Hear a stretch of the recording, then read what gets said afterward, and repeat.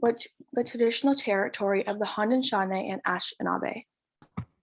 This territory is covered by the Upper Canada Treaties and directly adjacent to the Halimat Treaty Territory. We also recognize the contributions Indigenous peoples have made in shaping and strengthening this community.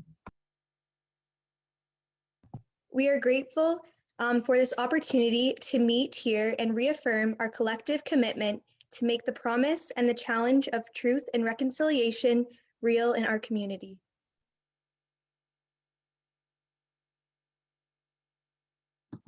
And now we would like you to join us in our opening prayer. In the name of the Father, Son, Holy Spirit, amen. Lord, Father of our human family, you created all human beings equal in dignity. Pour forth into our hearts a fraternal spirit and inspire in us a dream of renewed encounter, dialogue, justice, and peace. Move us to create healthier societies and a more dignified world, a world without hunger, poverty, violence, and war.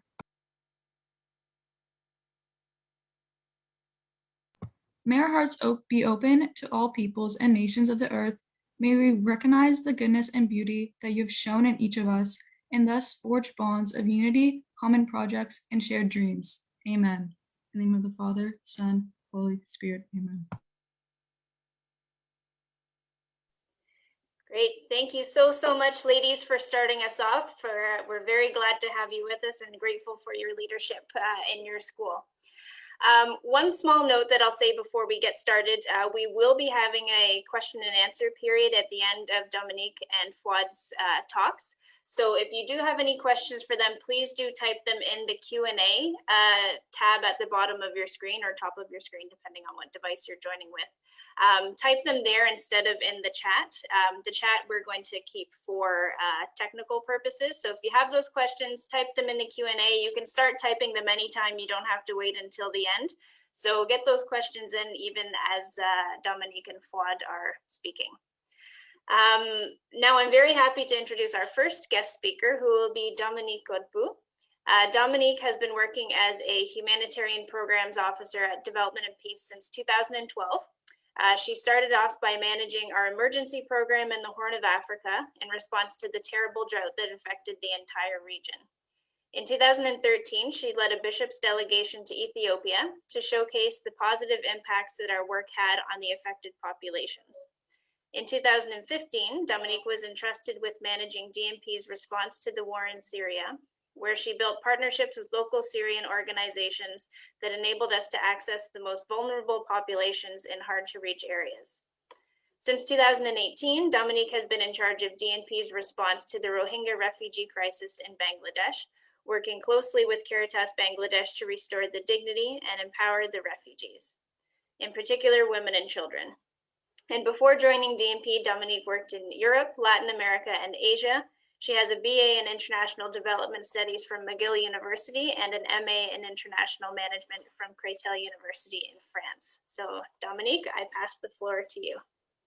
Thank you so much. Thank you for having me this morning. I'm very happy to be here. So as Rebecca mentioned, I've been a program officer in the emergency team at Development and Peace for over 8 years now. And so I'm in charge of managing our humanitarian programs. So that means that I develop the projects with our partners. I support them with the project implementation, and I monitor and capture the results and impacts of the projects. And an important component of my role is also to provide capacity building to our local partners, whether it's in reporting, finance, and evaluation. In Canada, I represent DNP in various humanitarian networks. I meet with the members, and I do advocacy with our government. So the program that I'm really focusing on managing right now, and for the past 3 years now, is our response to the Rohingya refugee crisis in Bangladesh.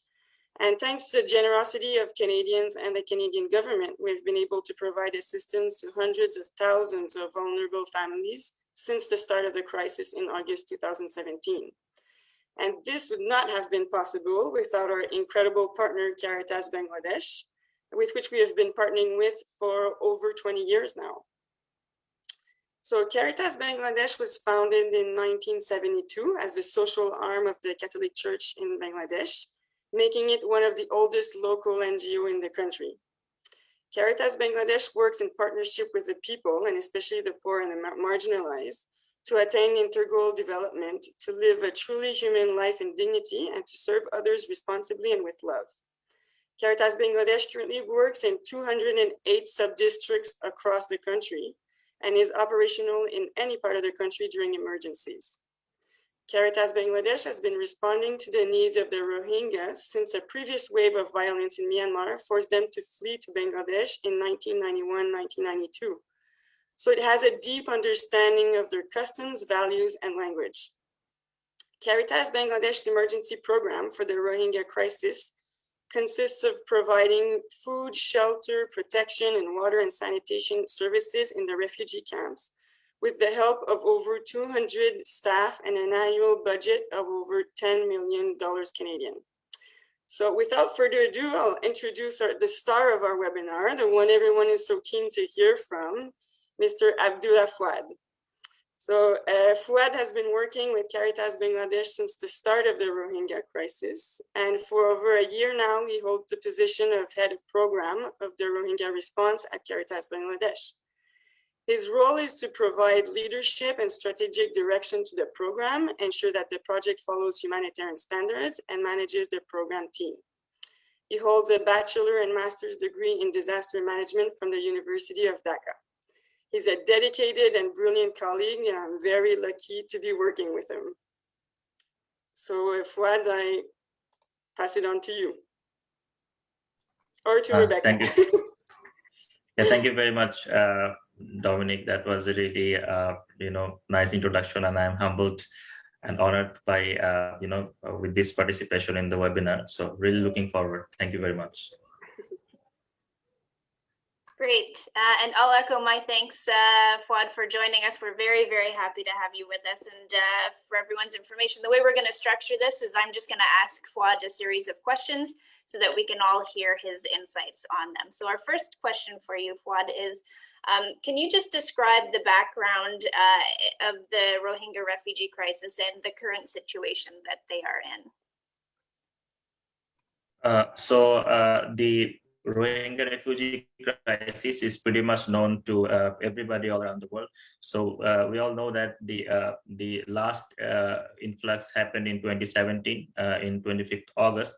So right now we are hosting over like 1.3 million Rohingya people in all over Bangladesh. The Cox's Bazar Rohingya camp, the Kutupalong camp, the largest Rohingya camp, largest refugee camp in the world, hosts like 900,000 Rohingya refugees in this camp. So, but the area is not that huge.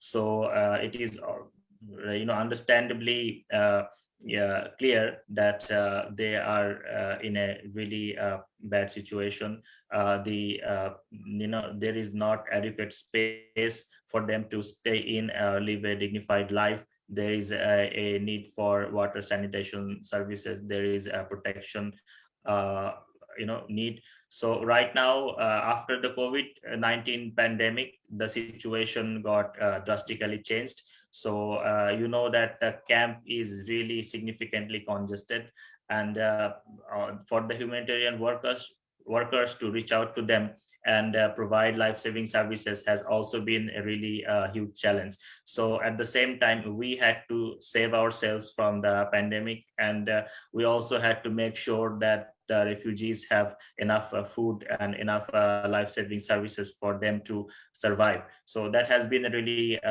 difficult and a really challenging situation for us. So right now, the COVID-19 situation is not as bad as some of the other countries in the western part of the world, but it is not that good either. So there has been some outbreak, small outbreak in the camp. Fortunately, the refugees and people of Bangladesh, the mortality rate is not that high in comparison with some of the other countries. That is a positive sign for us. But right now we are also seeing some another wave, so we are also being cautious. So that is a brief situational update, I would say. Thank you very much. Thanks, Fuad. And could you please speak a little bit more about the background of the crisis? How did these people come to arrive in Bangladesh? And what's the current crisis? Yeah, so the Rohingya people has always been persecuted and has always been oppressed by the Myanmar military. So the Myanmar government does not acknowledge them as citizens of Myanmar, and they have always tried to banish them from their land, and they have always entered the idea in the people of Myanmar that they are people from Bangladesh. They have to go to the Bangladesh, go to their neighbor country Bangladesh.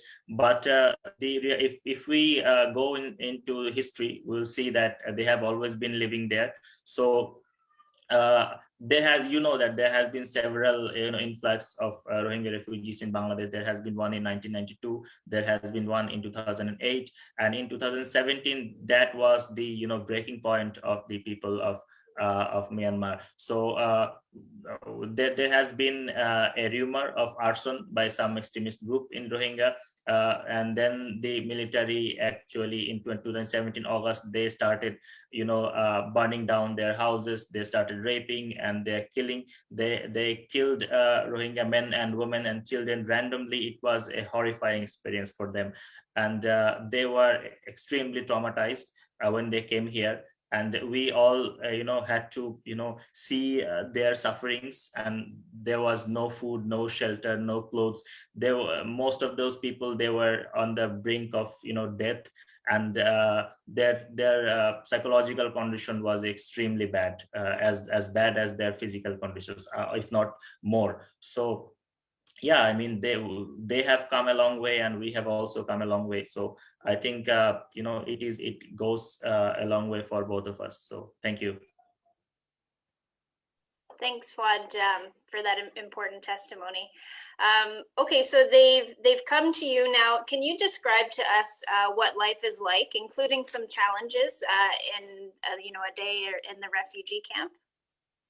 So as I said, so the camp is really congested, and the government of Bangladesh believes that they are people from Myanmar, and eventually they have to go back with their rights in their country. So they have not approved us or allowed us to build durable shelters. So their shelter is made of bamboo, ropes, and those non-durable things. So as you can imagine, their shelter is really vulnerable to rainy season and cold and hot weather. So a day is really difficult for the Rohingya people, and the area is mostly hilly. So the accessibility to different services is also quite difficult, and also we have to struggle a lot to provide life-saving services, including water, sanitation, and food,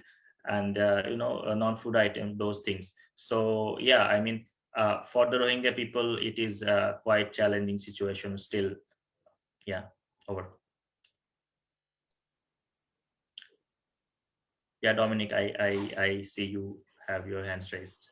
Yes, if I could add, Fuad, one of the main challenges is that they're not allowed to work. Yeah. They're not allowed to provide for themselves. If you could speak about that a little bit, and how is Caritas Bangladesh trying to overcome this challenge? So you're right, Dominic, that the Rohingya people, they are not allowed to work, and the government has banned on their working as employees of any organization. So what we do is that we improve the local structures. We contribute to their shelter upgradation, and we use them as the laborers for us. So we only provide the materials, and we provide the technical assistance and training and orientation to them. And the community people, with those training, they improve their shelters and improve their accessibility, and some of the local structures, such as we build bridges and stairs and pathways, and in those structures they work as laborers. In that way we are able to provide some of these the cash on a daily basis, so that using those cash they can also buy their necessities, what they need, because we are not able to provide specifically based on their needs. So that provides an opportunity for them to meet their needs according to their practicality. Yeah. Yes, and it gives them some dignity, right? To feel like they can provide for their families. It's very important for them. They don't want to be dependent on humanitarian aid. So, for them, for Caritas Bangladesh and Development and Peace to work together to make sure that they empower themselves to build their own shelters and to receive a stipend for it and to be able to provide for their family is very is something that they certainly very much appreciate. Not all the organizations do it. Absolutely right. Because so other organizations, they just build things for them and without involving them. So we actually follow this process to provide more opportunities to them and ensure that they have a dignified life. Maybe another challenge that you can talk about, Fuad, is about education, the access to education, which was not available for children for a very long time. Yes. Education is one of the most significant challenges for the Rohingya people, because the government has banned the formal education, and we are not allowed to educate them on Bangla language. They only can learn English and Burmese. So that is also a challenge, and everything is connected. Like the main government is not still thinking about their integration, so that is an issue. And also during COVID-19 pandemic, the situation got way worse, because the learning centers mostly included the adolescents and children and some males and females, adults. They came to the learning centers and sat together to have the learning sessions and have lessons taught to them. But the COVID-19 pandemic actually reinforced the ban and restrictions, and the physical distance challenge, and government banned all kinds of gathering, and so now they cannot access the learning centers. So right now it has been quite challenging in terms of education for the Rohingya people.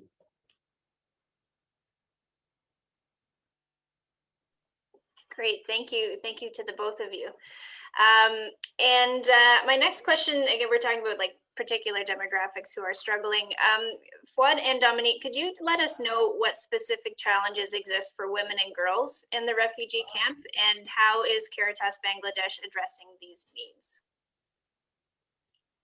Thank you, Rebecca. So particularly for women and children, the situation is mostly challenging, because the culturally the Rohingya people are quite conservative. The women do not have the right to go out, meet the other male in the community, and they have to wear hijab and burqa all the time. So, and also have convincing the people, the women in the households, to come out and work. It is a really difficult thing. And on top of that,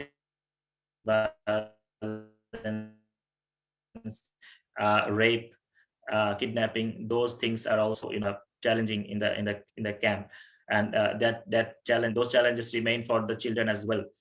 So those groups are in particularly difficult situation. But what is that we have multipurpose child and adolescent centers. We have women-friendly spaces, which is now a multipurpose girls and women's centers. So in those safe spaces, what we do is that we welcome the vulnerable women in the camps, and they can come to our safe spaces. And we have trained volunteers and facilitators we are sensitive to their concerns, and they listen to their problems and try to provide consultations and case management. If they are not able to provide support to them, they refer to their problems to the expert organizations. So, and we also provide life skill. We also provide, small technical skills, for example, tailoring and sewing, those kind of things, so that they also can have a source of income for them to get the opportunity to have a dignified life opportunity. So yeah, we try our best to provide support to them as well. Thank you.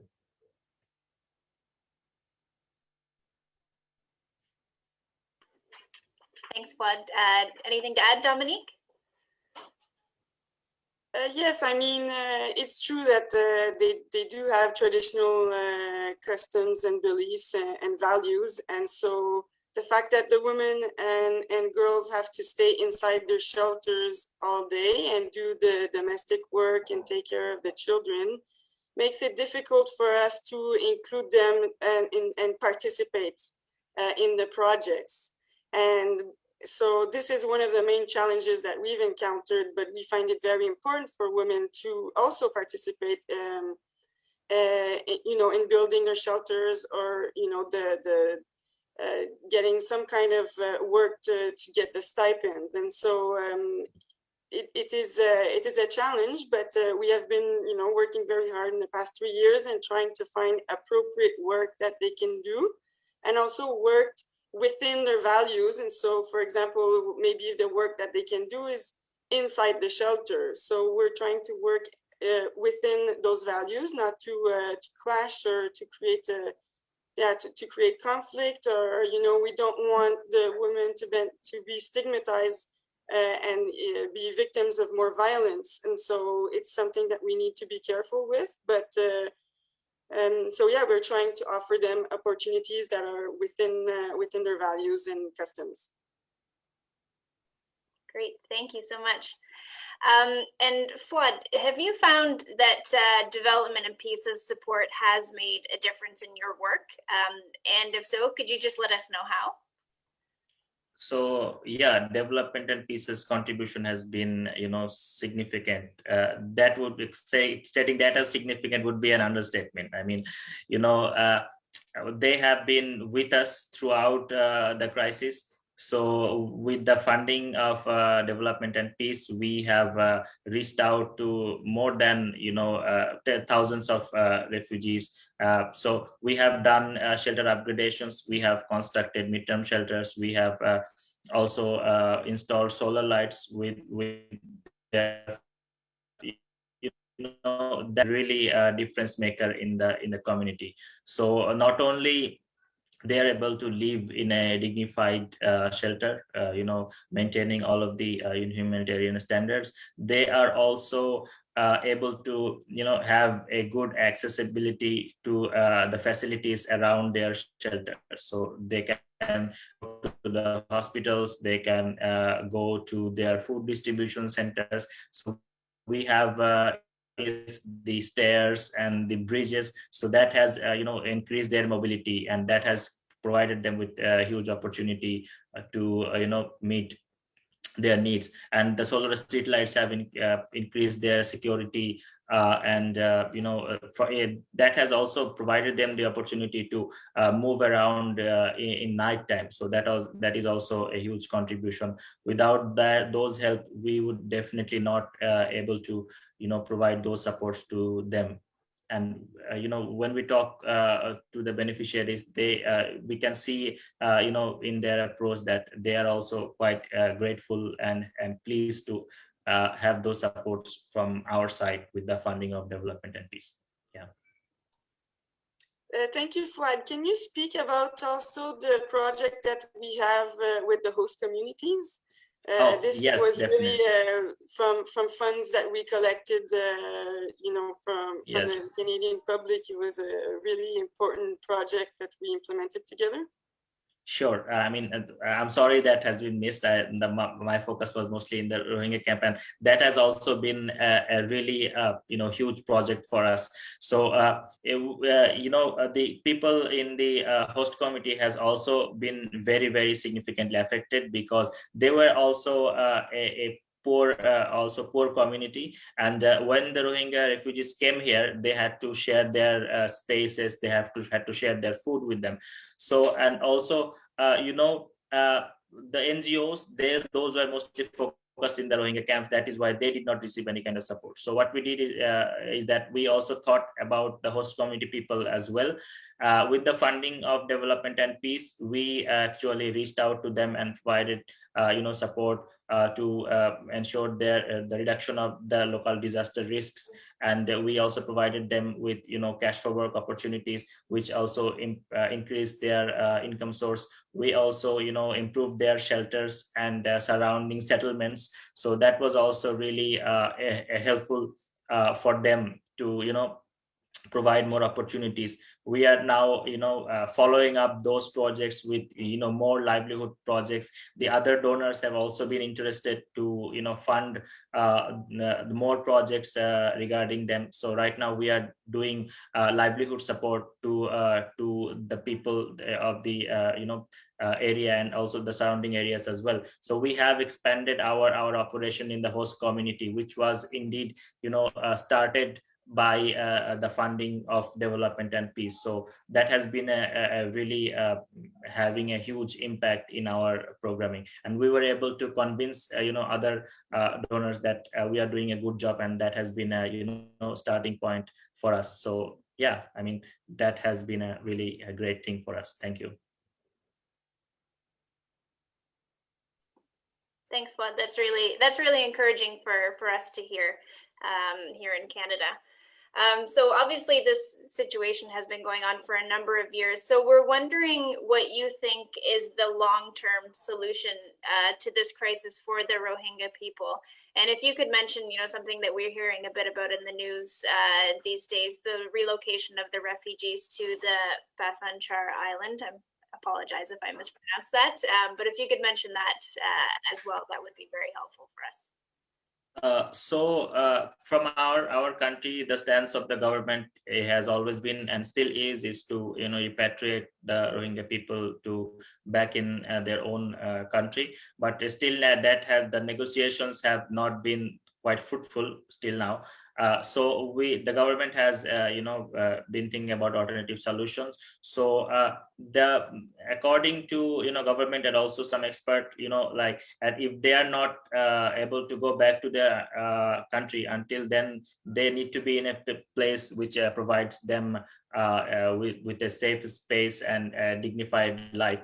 So the refugee camps, those are really quite risky places. So one of the alternative solution for the government was to think about shifting some of the refugees to a better place. So Basanchar in principle is a place which has been constructed with the consideration of all of the disaster risks. As you know, this area is a cyclone prone area and a flood prone area. So having those in mind, they have built the shelters with concrete and in a strong manner. However, that place, the place is an island, not connected to the mainland. That has been a concern of the international humanitarian body, is that having access of the humanitarian aid will be a challenge for them. So this is why there has been negotiations with the international humanitarian community, and the government has to prove that island is safe for them to settle in and have a good future. So we still don't have any concrete answer so as to that the relocation to the Rohingya people to the Basanchar will be a good solution to them, we will still have to see. So what is being done is that gradually the government is relocating a small portion of the Rohingya people to Basanchar. So it has been till now, it has been, you know, like 7,000 to 8,000 Rohingya people have been relocated as a you know, piloting basis. So we will still learn more as the situation develops, like how they feel and what is their condition. So if that condition is fruitful, then eventually we will be able to understand what the further strategy of the government is. So yeah, I think this is the you know, latest update. Yeah. If I could add, Fuad, I think one of the main concerns is that are the Rohingyas going on their free will or not? This is one of the main concerns. I mean, there hasn't been any international bodies that were able to visit the Basanchar Island. I know that the UN agencies have been requesting for this visit for a very long time, and they have not been able to visit so far. And so until the UN is able to visit the island and really assess from a humanitarian perspective if it is truly sustainable and if these people actually are relocated on their free will, you know, the international community's position might change, but as of now, that's the international community is not convinced of this solution. Yes, you're right, Dominic, and that is absolutely right, because you know, the government always has their own, you know, plans regarding this, and this is not only a humanitarian thing, you know, it is also a international political thing. So the government has to balance both sides. So yeah, we are also a quite important component of that play here. So we are also coordinating continuously with the government and to understand what they think. So yeah, sometimes we are not also, you know, getting the full picture. So they only provide us, you know, a portion of their, you know, strategy. So yeah, we are, you know, kind of, you know, trying to balance the views of the government and the international community. So yeah, we have a partnership with UNHCR. So we are also coordinating continuously with UNHCR and trying to understand their perceptions on this. So we will only, you know, extend our support and will be fully on board if UNHCR is on board as well. So I think we have to see what happens, what is in store for us in the future. So yeah, thank you. Thank you. Thank you so much to both of you. We've already talked about this a little bit, but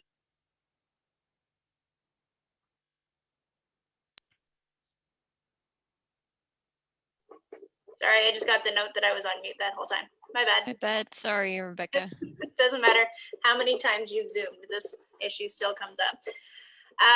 So we mentioned it briefly at the beginning, but I'm wondering if we can hover over this question again, just focusing on how the COVID-19 pandemic has affected your work and the situation of the Rohingyas and the host communities. So maybe in light of the particular challenge that we've just been talking about for the past few minutes, could you just give us some insight into that? So, you know, when the pandemic started, one of the major questions that we contemplated is what is needed, what is absolutely needed for the people, for the Rohingya people.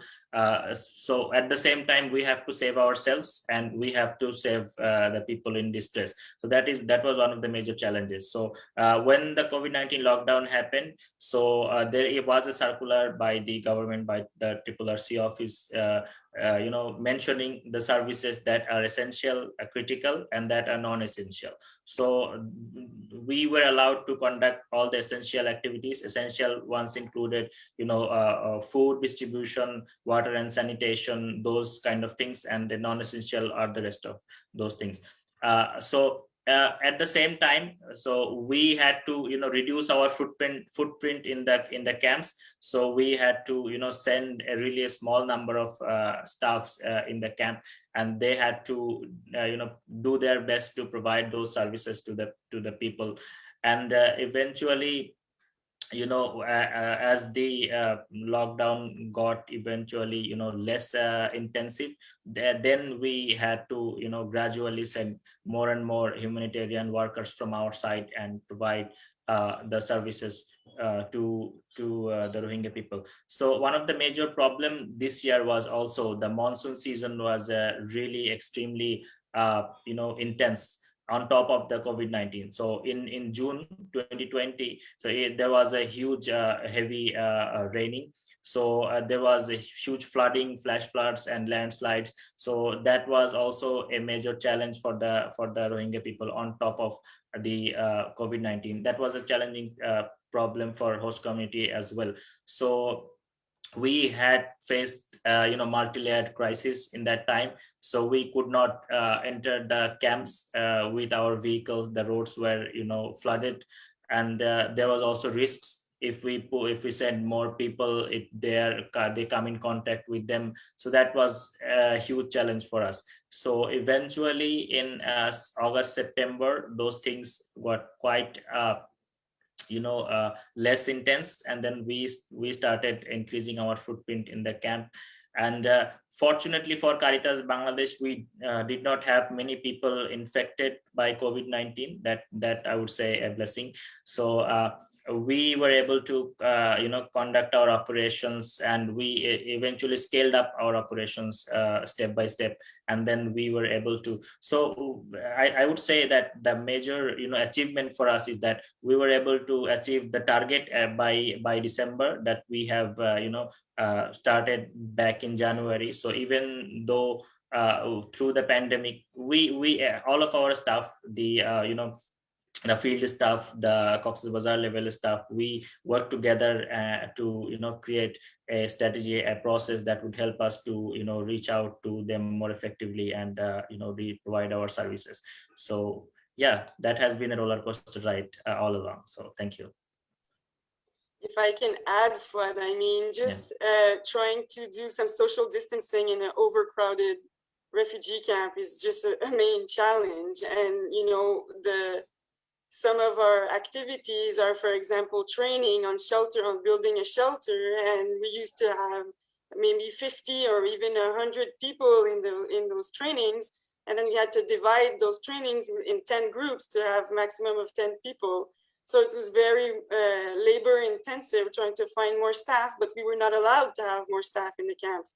So it was a very logistics problem. And I guess also one of the main solutions that Caritas Bangladesh had was to train the refugees themselves, and then they trained the others. And so in some way, it was an empowerment thing to do at the time of the pandemic. Another challenge was hand washing and just having some hygiene, the hygiene practices. So Caritas Bangladesh added some hand washing stations and handed out masks and protection equipment. You even converted some of your education centers into isolation centers. So there was a lot that was done, and it was very, very impressive. Yeah, I mean, and we also had the support of the refugees. They were a really important stakeholder on this, and they received our processes quite nicely, and they were also enthusiastic, and they carried on our lessons. So that helped a lot. That's a very interesting point, Fuad, because not all of the organization have the trusted relationship with the communities that Caritas Bangladesh has, and sometimes the message doesn't pass as well. And there were some misconceptions about the virus at first. They thought it was just a made up thing from developed countries, or they had many misconceptions, and it was really important for the humanitarian community to be able to share the messages in a way that would be understood, and but that comes from having the trust and the confidence of the community. Yeah, that is right. So yeah. Okay, thank you to the both of you. And of course, speaking of communities, when we're talking about moving this sheer amount of people, into this area, of course, we have to remember that there are people who had lived there before. So could you both please let us know how Caritas Bangladesh has attempted to ease tensions and build social cohesion between the refugees and their host communities? So yeah, that has also been one of the most important things and challenging things from our side. And we have contemplated this problem for a long time now.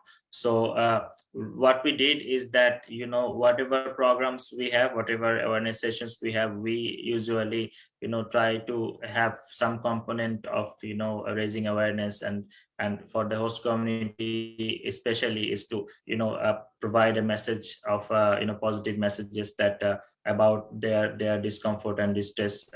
So from some projects, what we did is that we did some conflict resolution, peaceful coexistence. So we had a session with the religious leaders and local leaders, the political leaders as well, to raise their awareness on this issue. And we have also created some social events to raise their awareness, to having that peaceful interaction with them. So we are advocating with the local government to integrate our activities, and the government has also been supporting us. So we are making sure that whatever funding comes for the Rohingya people, a portion of that funding also goes to the people in host community. So and we are also spreading this message that to the host community people, that we have not forgotten. So we are providing information to both sides. At the same time, we are letting the host community people know that we are spending a significant amount of funding in their development as well, on top of the funding of the Rohingya people. And we are also trying to get that message out to the Rohingya people, that the people in the host community are also in distress. They're understandably upset, so they should not do anything that creates more problems to them. So that in that way we are slowly but steadily contributing to the reduction of peace building. So, and also we are also working with agencies to get more accurate information out there, so that nobody is confused and angry on any other side.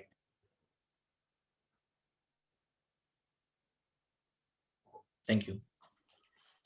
Thanks, Fuad.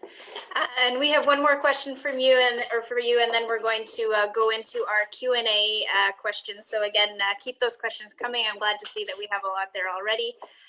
But of course, our members here and everyone around the world is very concerned with the climate crisis. So we want to ask you a question about that. You've already mentioned that the area where they are is prone to natural disasters.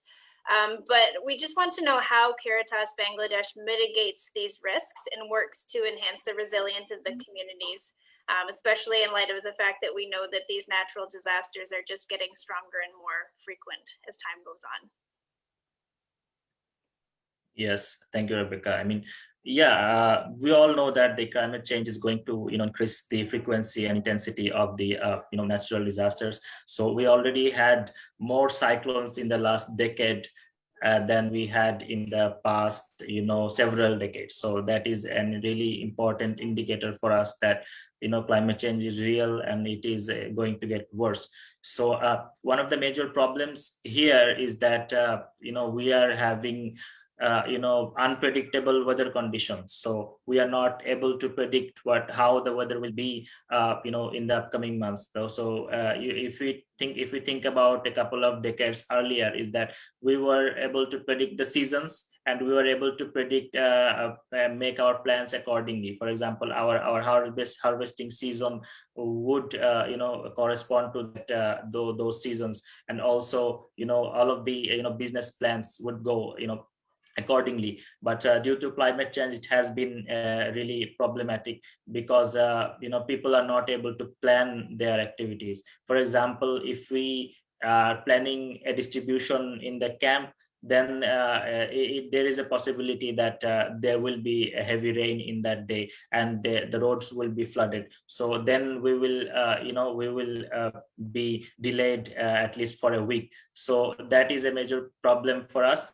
So considering that in mind, we are also integrating our plans with the local government. The local government had lots of cyclone shelters in the surrounding area, and we are thinking, we are contemplating that the one of the major problems of climate change will be the increased level of disasters. So we are focusing on increasing the resilience of the local community. So what we are doing is that we are taking a holistic approach of DRR, and we are not only strengthening the local infrastructures, we are also providing training and capacity building of the local community, so that they are able to understand better and they are able to predict better.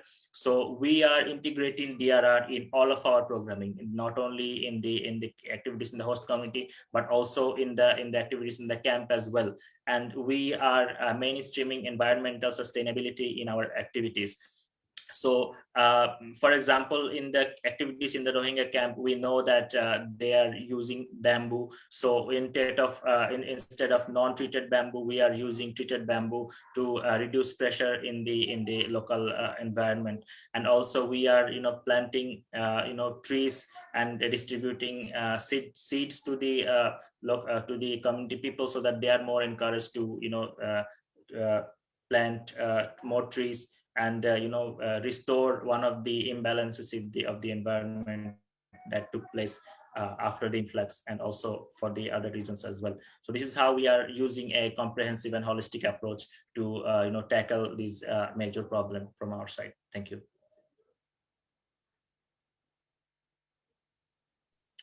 Thank you, Fuad. So we're going to go into our Q&A session now. We have a lot of questions, which I'm really, really glad to see. So I'm going to try to pick the ones, we won't be able to get to all of them, but I'll try to pick the ones that we haven't addressed yet. And we can continue this conversation on our Facebook page. This is a Facebook Live, so we can continue the conversation in the comments, or of course you can get in touch with your local animator if you have any outstanding questions that you'd like to be answered. But I'm going to start actually with a question from Anne Abbott, who's asked if the situation for the Rohingya refugees are similar to those of the Romas. But maybe we can just sort of blow that question open a little bit more and ask if it's a similar situation for most refugees around the world, people who live in large refugee camps.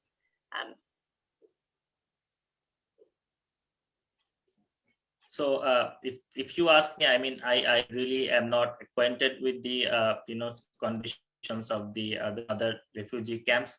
I would say the major difference in the Rohingya camp, number of people. If you compare the total population compared to the other camp in the world, that is significantly overwhelming.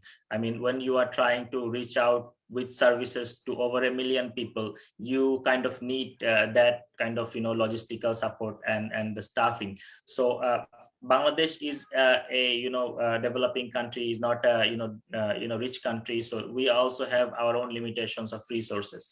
So with that in mind, we have to play with a lot of different dimensions. So there is some social aspects, cultural aspects, political aspects.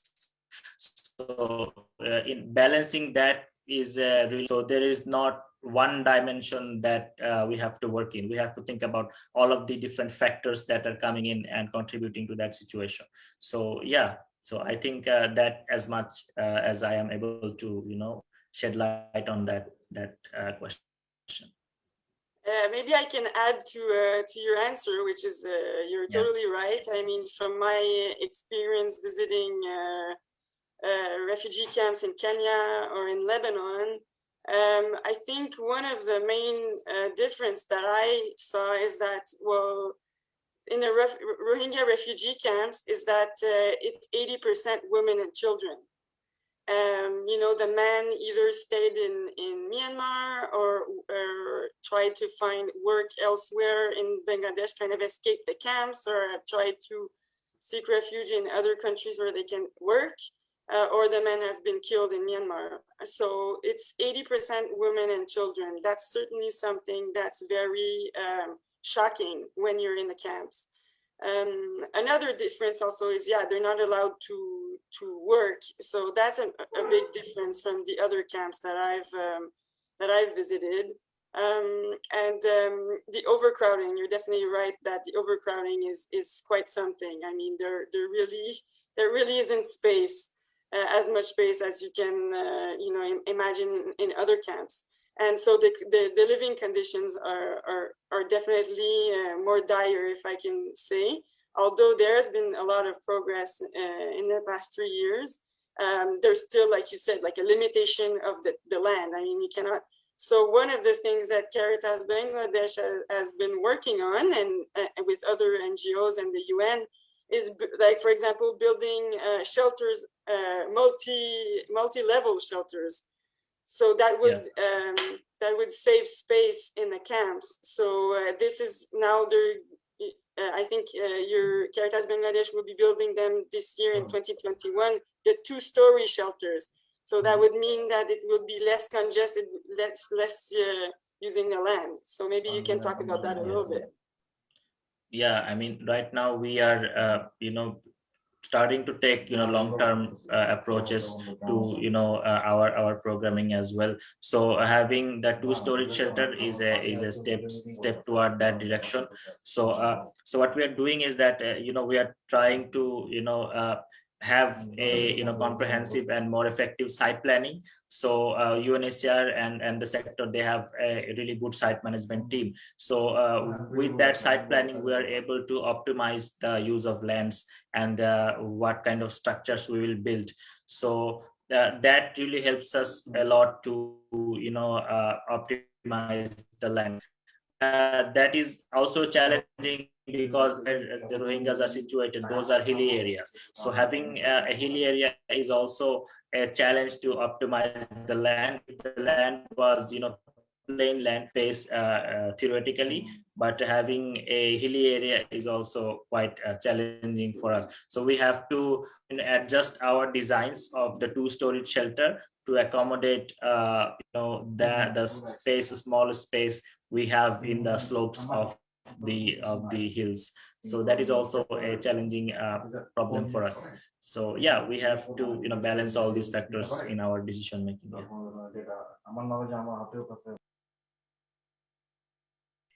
Great. And speaking of being overcrowded and crunched for space, Wendy McCreath and Nancy Santamaria are wondering about food and wondering whether the people have the space or the capacity to grow their own food at all in the camps.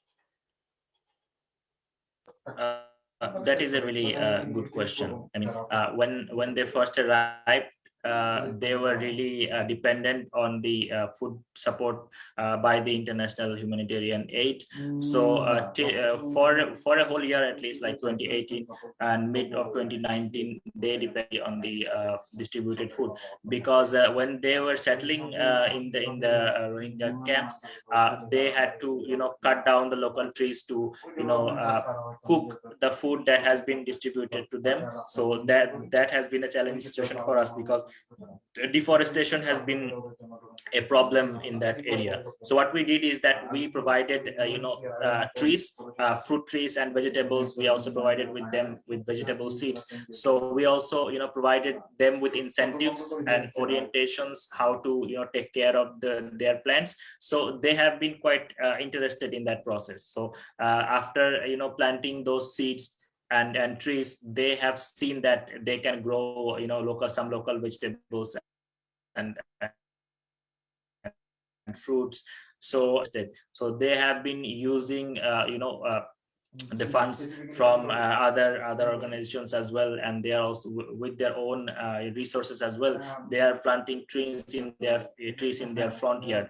However, they are not able to cultivate all of the varieties of vegetables and foods, because that land is mostly hilly, and they have to choose from the most effective ones that are able to grow in that climatic conditions.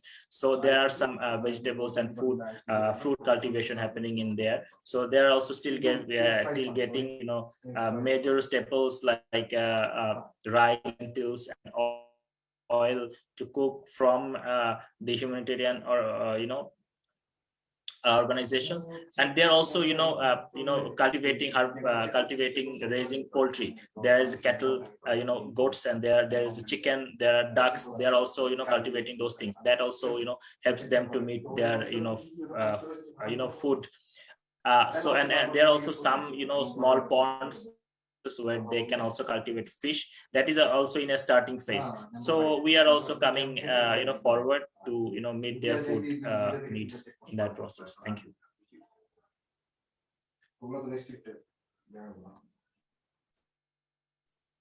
Great, thank you, Fuad. We have an interesting question from Helen McDonald, who's wondering what's being done to help people process their trauma that they've gone through in the camps. Yeah, that is also anything. As I said in starting of my discussion, is that one of the major problem for them is to having their traumatic experiences addressed by those organizations. So doing is that we are running as I said, child friendly space, one friendly space. We are trying to address their psychosocial problems. We have psychosocial first aid activities. We have we have case management, we have referrals approaches. We have link with experts. So that part we are having, so that those activities helping them to understand psychology and then gradually overcome their problem.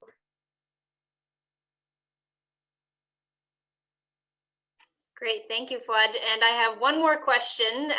It would be amazing if we could get to all of them, but it is close to Fuad's bedtime, so we will be kind and make sure that we get out of here on time. But this is something that actually is on a lot of our minds here as well. We have an anonymous question about what the plan is for vaccines, COVID-19 vaccines in the refugee camp.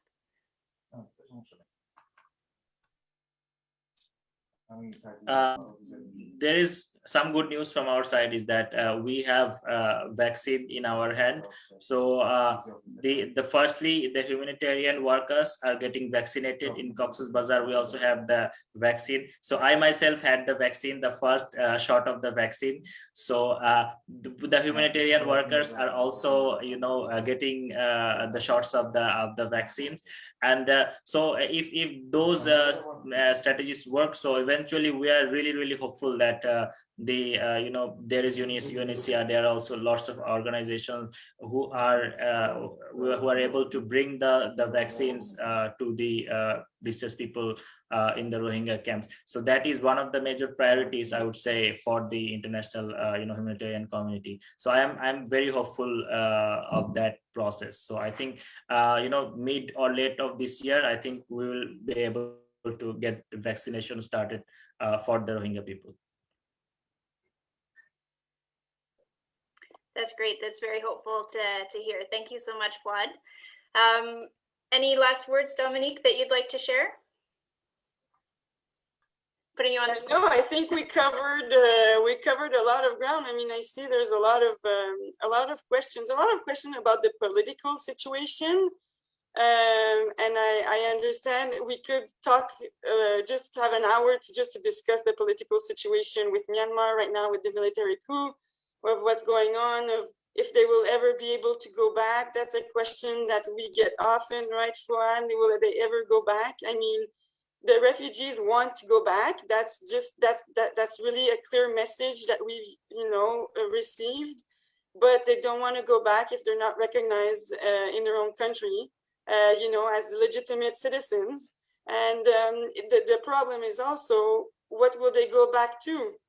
I mean, we've heard a lot of stories of those villages being burned down, and of their houses not existing anymore, and that the Myanmar government or military is building houses for other ethnic groups to replace those villages. And so that's another question, what will they be Yeah. going back to? So it's a very difficult political situation, I would say.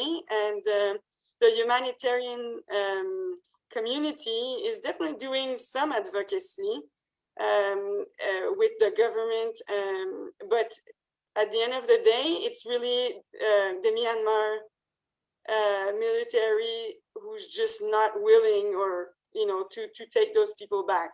So what is the long-term solution for Bangladesh? We talked about Basanchar Island, but it's just we need to really comprehend what it's like to have 1 million people arrive on your land when you're already struggling yourself. I mean, Bangladesh has been welcoming these people with open arms, and it's been very, very touching to see their generosity. But they, like Fuad mentioned, there's limited resources. How will this be when the international community cannot stay there for forever? So what will happen next is very concerning. Yeah, absolutely right. Great. Well, thank you so much, Fuad and Dominique, for sharing your wisdom with us today. We feel very, very proud to be associated with you, Fuad, and all of your colleagues and the amazing work that you're doing. And we feel very lucky to have you, Dominique, as part of our staff team. So very, very, very happy to hear from both of you today. Thanks so much as well to Sayla, Sydney, and Sylvia for joining us today and leading us in our territorial acknowledgement and our opening prayer. And of course, for the amazing leadership that you show in your school for raising awareness about issues like the one that we've been talking about today. So you'll see on your screen, I spent 3 hours last night watching one of those PBS public television telethons, so I'm inspired and ready to make this plug to you now. If you've been inspired by what you heard today, we do encourage you to make a donation to Development and Peace to keep these kinds of initiatives and programs and projects going. You can give online at devp.org. You can give us a call on the number on your screen, or send a check to our Montreal office at the address you see on your screen as well. If you're interested in becoming a Share Year Round member, now is absolutely the time to do it, because we have an amazing, generous initiative from our religious communities in Canada who are going to match dollar for dollar every Share Year Round donation that has been pledged for the next year. If you sign up during this Lenten period up until Pentecost, I believe. If you're already a Share Year Round member, they will also match any increase that you make to your monthly donations. So if you're not yet a member, or if you're thinking of increasing your donation, now is absolutely the time to do that. And you can do that simply by clicking the link that I am about to type in the chat box. That's devp.org/give. Can't type and talk at the same time, but there it is in the chat box. Oh, actually, somebody else could do it. I just sent it as a direct message. So keep checking as well on our website, our online events page. We have a lot of other amazing webinars coming up. On March 2nd, we have a webinar about our partners' work in Honduras. And then on March 4th, we have a French webinar about our work in Haiti. So we really hope that you'll join us at those and hear more about our work. But to wrap it up today, I will just restate my thanks for your taking the time to join us today and hear from Fuad and Dominique about the amazing humanitarian work that we're accomplishing in Bangladesh with the Rohingya people. So thank you so much, everybody, and enjoy the rest of your Saturday. Thank you so much. Thank you very much. Thank you very much. Thank Thank you you. all. Have a nice day. Goodbye.